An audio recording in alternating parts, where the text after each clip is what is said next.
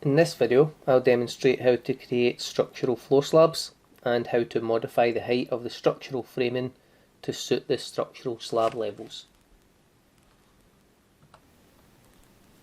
So this is your 3D structural model that you've created in a previous video, and if we look at the elevations, it says level 01 structural slab level 4000.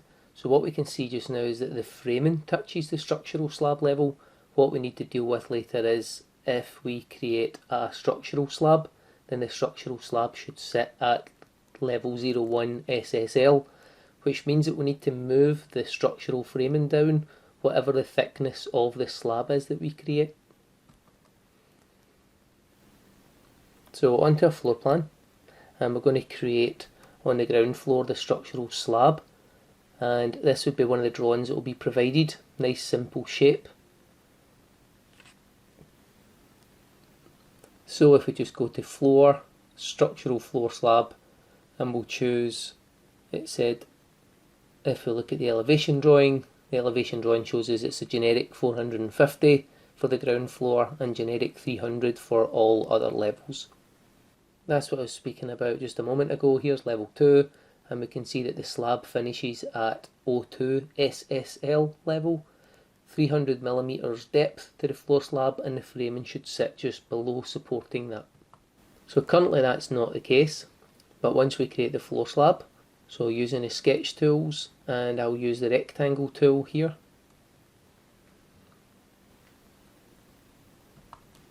and finish, and we're asked, there's no span direction symbol, do you want to load one in? And I'm just going to select no at this time.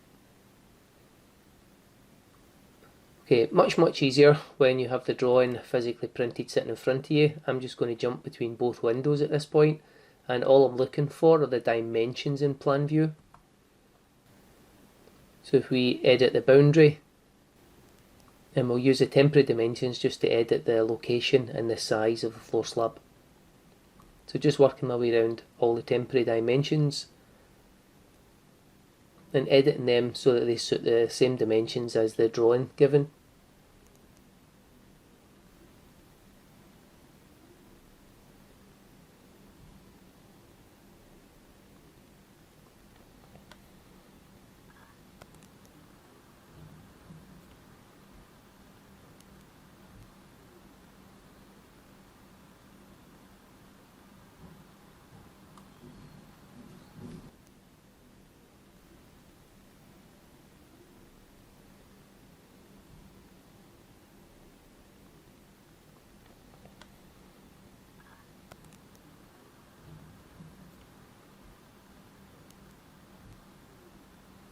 Okay, so there would be the completed floor slab, and we can see that it's sitting on level 00 and it has no offset from level. If we just select that, we can use copy to clipboard and paste to aligned level. We'll copy and paste it to level 01, and then we can change its type. Now it is actually a different thickness, so a different type and different thickness. So it's 300mm for level 1 and 2. So we're sitting on level 1, and we can see again just what I was mentioning earlier, the framing definitely sits too high, and once the floor slab has been edited in dimension and shape and it's sitting in the correct level, then we can also edit just the offsets of the steelwork. In 3D, we'll select all of the framing at level 01 using filter to make sure that we just get all the framing itself, apply, and then what we need to look at is the start offset, so minus 300mm, and the end offset as well, minus 300mm. And now what we'll see is the framing actually sitting below the structural slab and giving it some support. Let's go to elevation view, and we can see there's an elevation, the steel framing supporting the steel slab.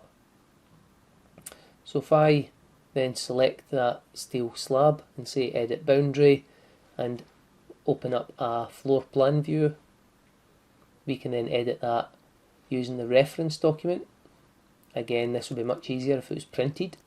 So level 1, this time looking at the drawing, making sure it's level 1, and we can see the dimensions. So again, I'm just going to zip through this and edit the dimensions so that they're the same as the printed hard copy drawing that you'll be provided for reference.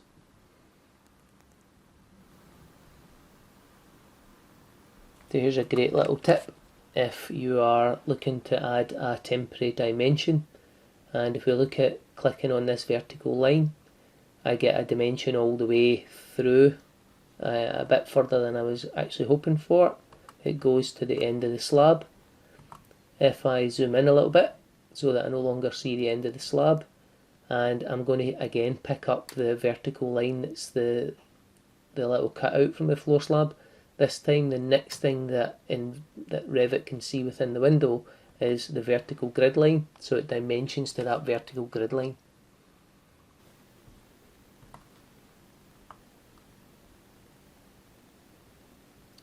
So once your dimensions are completed, everything is the correct dimension, the correct shape, we can hit the green tick to finish the sketch. And just again visually checking in 3D, we'll use copy to clipboard, and then we can use paste. Now just showing here, it should really just be pasted to level 02, but I'll paste it to the level 03 as well. But let's go and select all the framing on both levels.